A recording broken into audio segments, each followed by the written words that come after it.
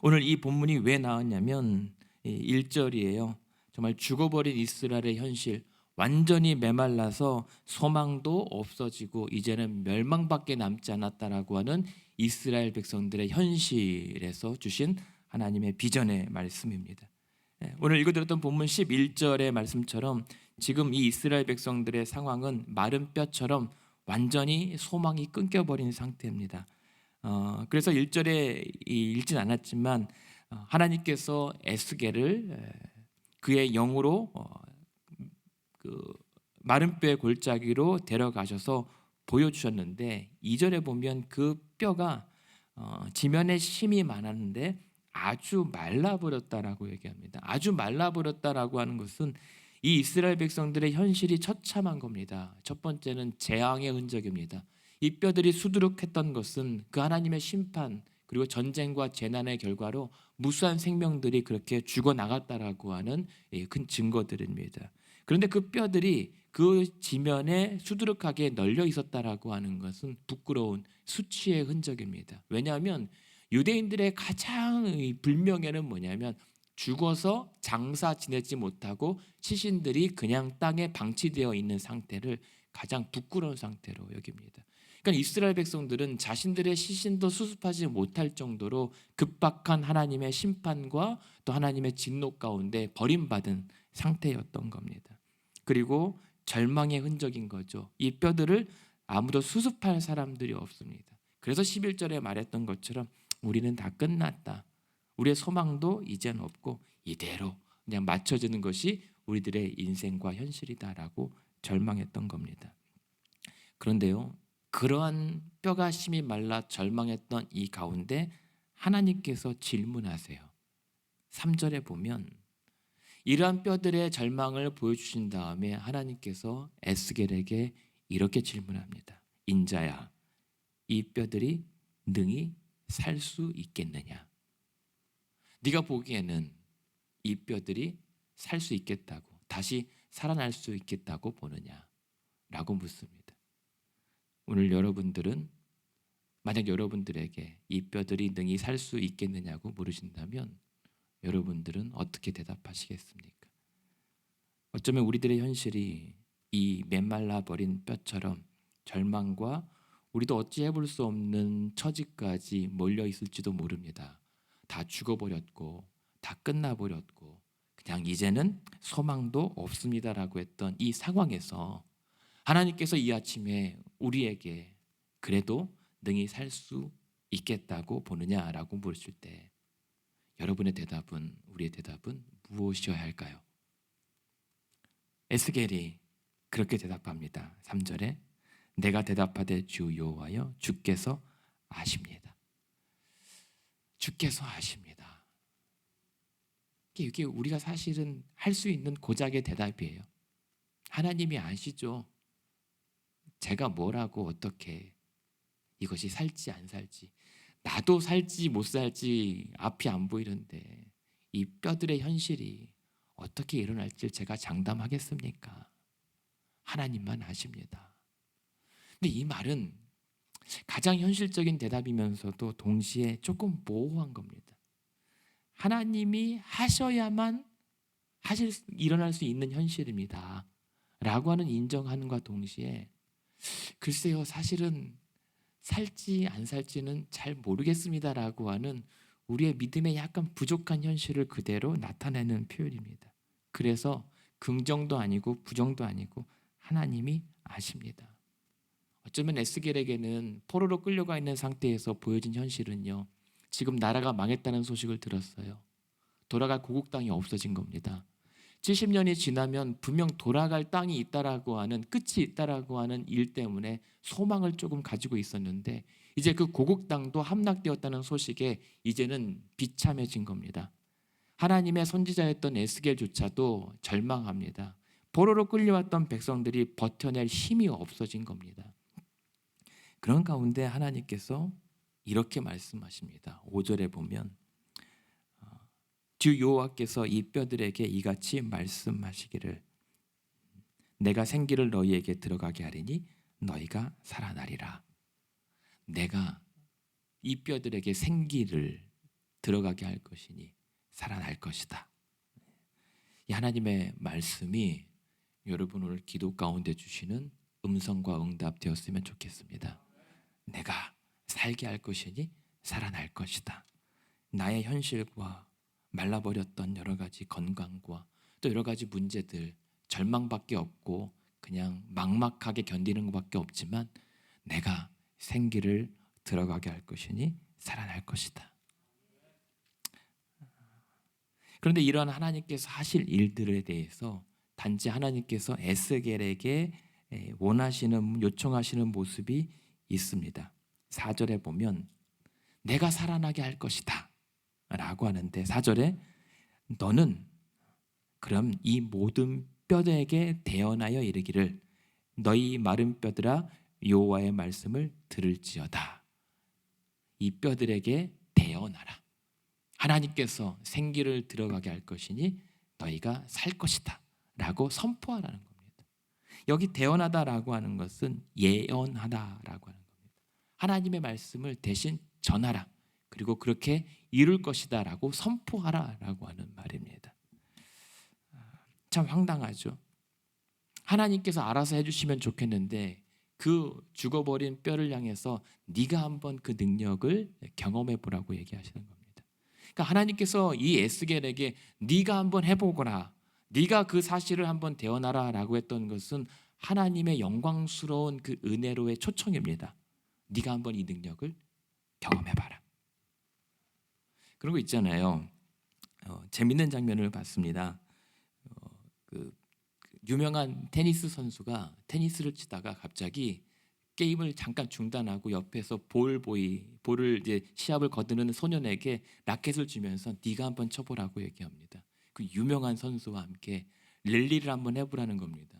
근데 이 볼보이는 그냥 얼떨떨한 김에 라켓을 쥐고 막 랠리를 하는데 이 볼보이는 뭐냐면 당황스러운 것이 이 유명한 선수와 함께 테니스를 한번 해본다라고 하는 이 자체가 얼떨떨하고 평생에 잊지 못할 이 경험이 되는 겁니다. 놀라운 거죠. 그러니까 지금 하나님께서 내가 살아나게 할 것이다 라고 하는 말씀을 하면서 그런데 네가 해봐라 라고 하는 것은 그냥 믿음을 시험해 보는 게 아닙니다. 믿음을 검증해 보이는 것도 있지만 사실은 그 살아나는 능력을 네가 직접 체험해 보라 라고 하는 거거든요. 오늘도 하나님께서 이것이 능히 살 수 있겠느냐라고 물으실 때에 내가 할 것인데 네가 한번 대언해보라 라고 했을 때는 하나님께서 여러분에게 그런 은혜의 기회를 주시는 줄로 믿으십시오. 그렇기 때문에 그 말씀을 대언하는 것. 그랬을 때 그 결과가 무엇입니까? 미리 보면 10절에 보면 이에 내가 그 명령대로 대언했더니 정말 그 생기가 그들에게 들어가매 그들이 살아나서 일어나 서는데 그것이 한두 사람의 허접한 그런 시신들의 수습이 아니라 극히 큰 군대였던 겁니다. 죽어 있었던 현실들이 막상 하나님의 생명의 능력이 나타나니까는 큰 군대의 능력과 생명력이 약동했던 것이죠. 하나님의 능력은 그렇습니다. 겨우겨우가 아니라 넉넉함으로 이어지는 것이 하나님의 능력입니다. 그런 하나님의 능력이 우리의 기도의 가운데 임하기를 원합니다. 그런데 하나님께서 그런데요 7절에 네가 한번 대언해보라 라고 얘기합니다. 이에 내가 명령을 따라 대언했더니 뼈에 소리가 나고 움직이며 이 뼈 저 뼈들이 서로 맞아떨어지는 장면들을 연출해요. 정말 그 뼈에 가죽이 덮이고 살이 생깁니다. 놀라운 기적이 일어났습니다. 끝난 것 같습니다. 그런데요 9절에 보면 하나님께서 다시 한번 에스겔에게 아니다 더 대언하라. 언제까지요? 생기를 향하여 대언하라. 이 뼈들에 살과 가죽이 덮이는 기적이 아니라 실제 생명이 들어갈 때까지 그 하나님의 말씀을 대언하라. 생기를 향하여 생명을 향하여 선포하라 라고 하는 겁니다. 그랬더니 생기야 사방에서부터 와서 이 죽음을 당한 자에게 불어 살아나게 하라 라고 했더니 과연 그 뼈에 살과 가죽이 붙은 것만이 아니라 진짜 살아 움직이게 되는 살아있는 군대가 되었다라고 하는 겁니다. 무슨 말이냐면 이 생기라고 하는 단어가 루아흐라고 하는 이 호흡, 영이라고 하는 단어거든요. 근데 이 단어가 어디에 성경에 최초에 나오냐면 창세기 2장 7절에 하나님께서 불어넣으셨던 그 생기, 하나님께서 사람을 창조하셨을 때 그 생명력이란 말입니다. 근데 그러한 생명력을 에스겔에게 불어넣으라고 했던 것은 하나님께서 그 생명을 새창조, 재창조하는 작업을 에스겔에게 맡겼던 겁니다. 그러니까 지금 하나님께서 우리에게 원하시는 것은 기적이 아니에요. 에스겔에게 원하셨다라고 하는 것은 단순히 마른 뼈에 살이 붙고 갑자기 멀쩡한 바위에서 뭔가 이상한 현상이 드러나는 기적의 신앙을 가지라는 게 아닙니다. 기적을 넘어서 생명을 얻는 능력을 경험하라는 겁니다. 우리 기독교 신앙은요, 기적의 종교가 아니에요. 물로 포도주, 또 무리를 걷는 그런 기적 당연히 있죠. 근데 그 기적의 목표는 생명이에요.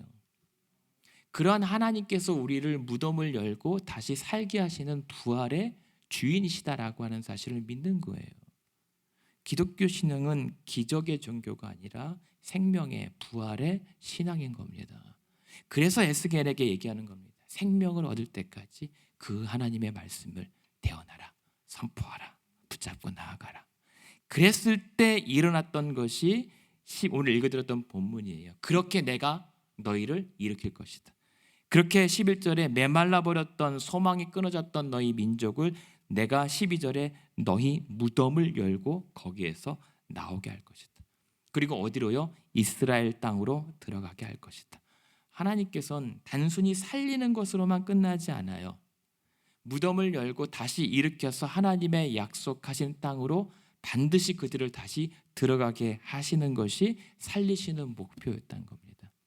마찬가지예요. 우리 기독교 신앙은 생명의 종교지만 죽은 사람이 다시 일어나는 것으로 끝나는 게 아닙니다. 죽었다 다시 살아났다면 이제 어디로 나아갈 것인가에 대한 방향의 신앙인 겁니다. 우리가 예수를 믿고 구원받았고 천국을 가게 되었다라고요. 그게 끝나는 게 기독교 신앙이 아니에요. 그렇다면 그로 말미암아 다시 죽었던 우리의 인생이 살아났다면 지금 어디로 향하고 있는가?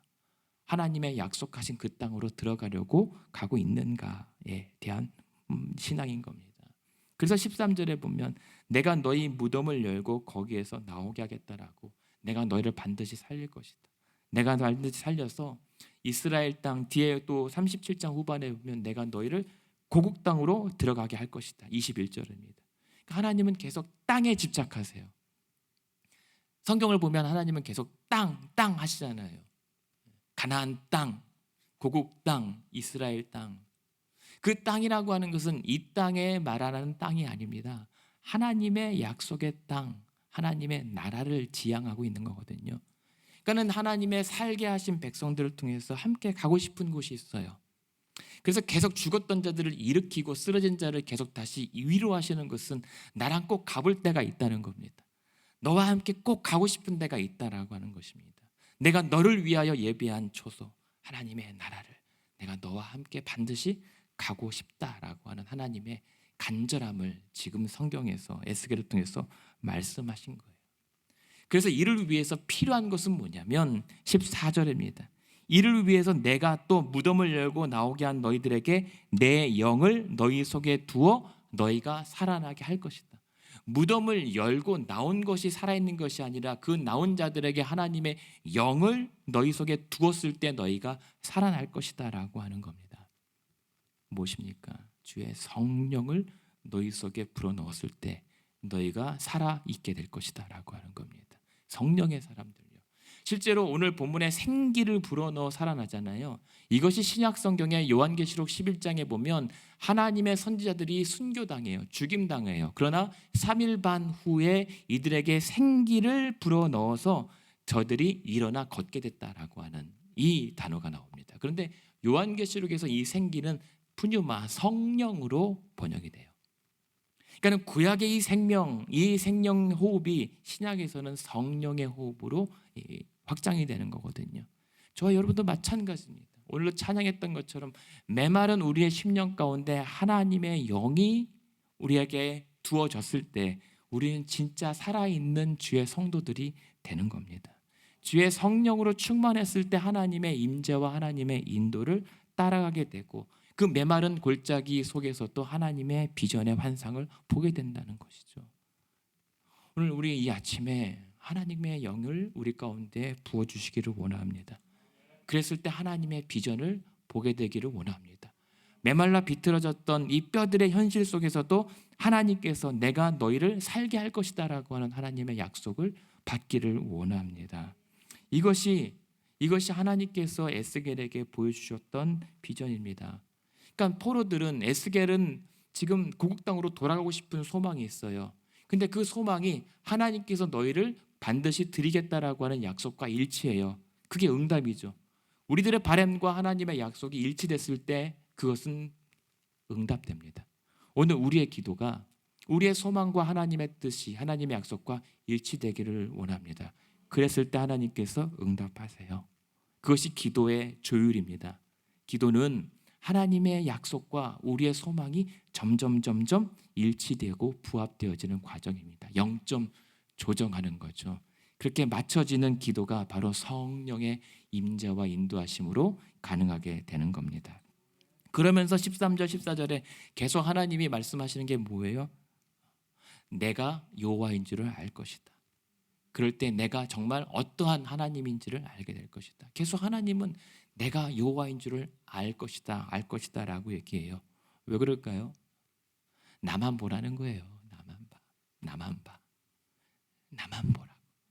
저는 왜 하나님이 나 여호와인 줄을 알리라 계속 강조하실까? 쟤만 나 좀 봐주면 안 되겠니라고 하는 거예요. 하나님은 그렇게 좋으실까요? 하나님은 우리가 뭐가 그렇게 좋으실지 모르겠어요. 그럼에도 불구하고 무덤까지 문을 제쳐 열어두고 우리를 살리시고 끄집어내서 나 좀 봐주면 안 되겠니라고 왜 간청하실까요? 이유를 모르겠습니다. 그냥 23절 27절에 보면 이 모든 일들의 궁극적인 목표가 뭐냐면 그들은 내 백성이 되고 나는 그들의 하나님이 되고 싶다. 27절 나는 거기서 그 성소에서 그 영원한 초소에서 나는 그들의 하나님이 되고 그들은 내 백성이 되었으면 좋겠다. 하나님의 바람은 딱 한 가지. 처음부터 창세기부터 계시록까지 딱 한 가지예요. 난 너와 함께 있고 싶다.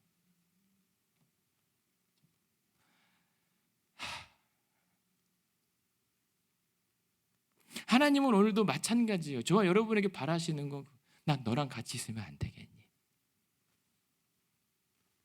근데 우린 지겨워해요.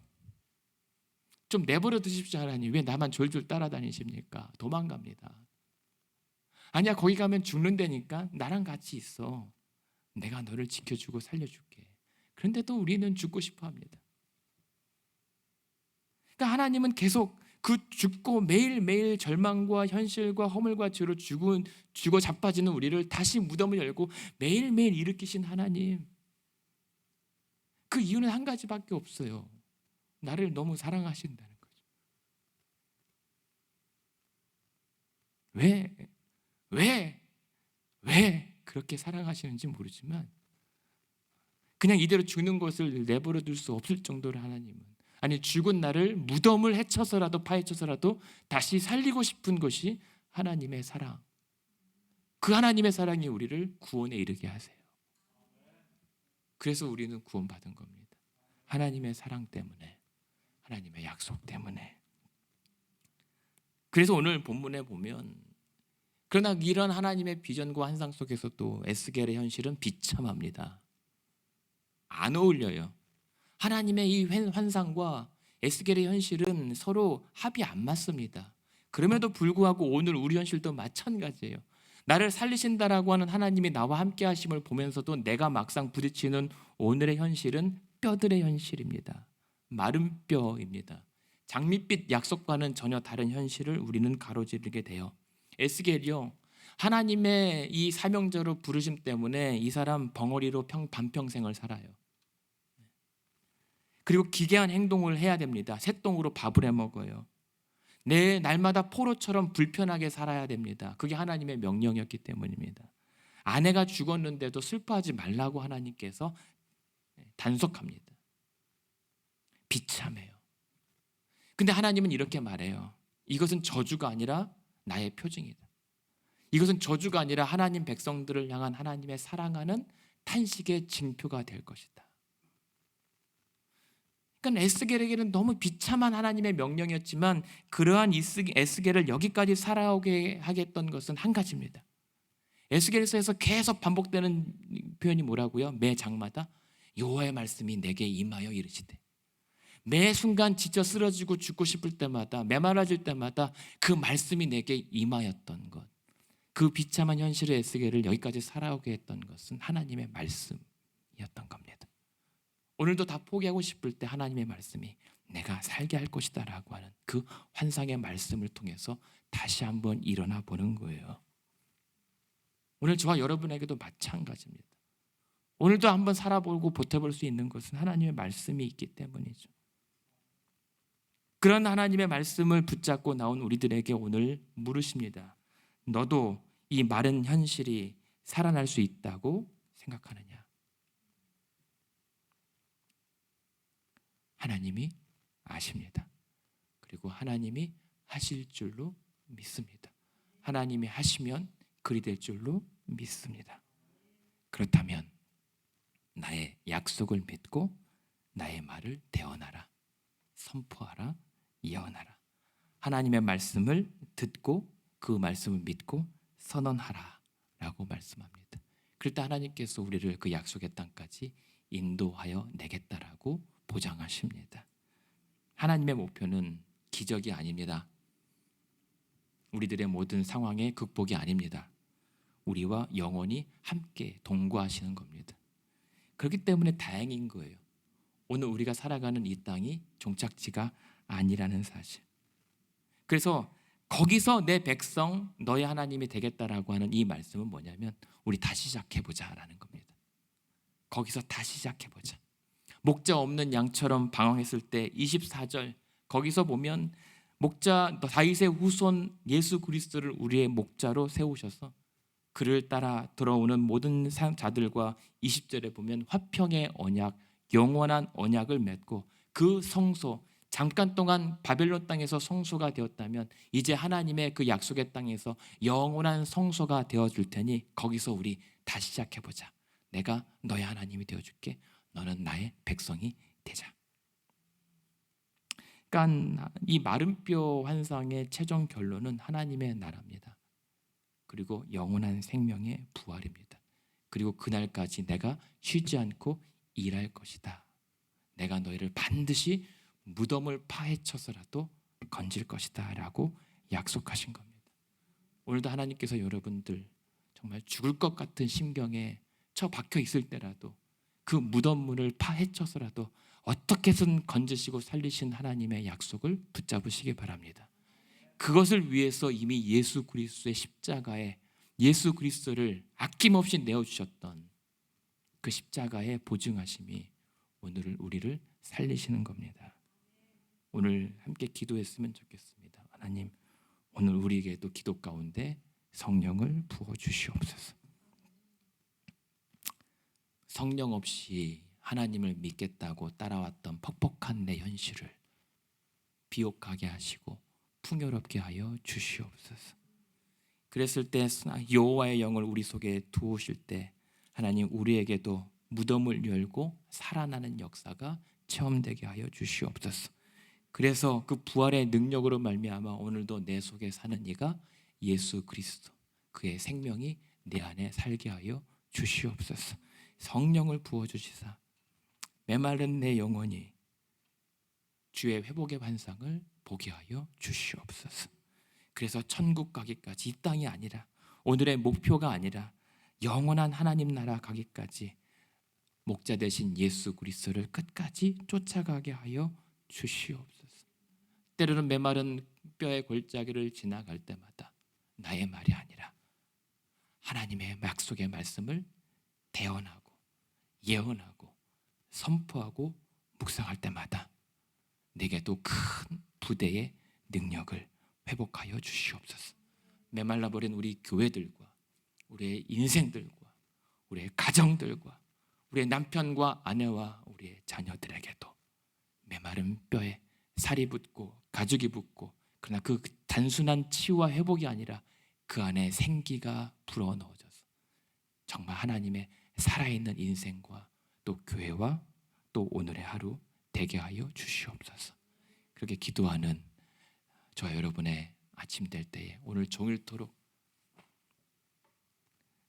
하나님의 생명이 여러분들을 살려내는 하루 되시기를 주님의 이름으로 축원합니다.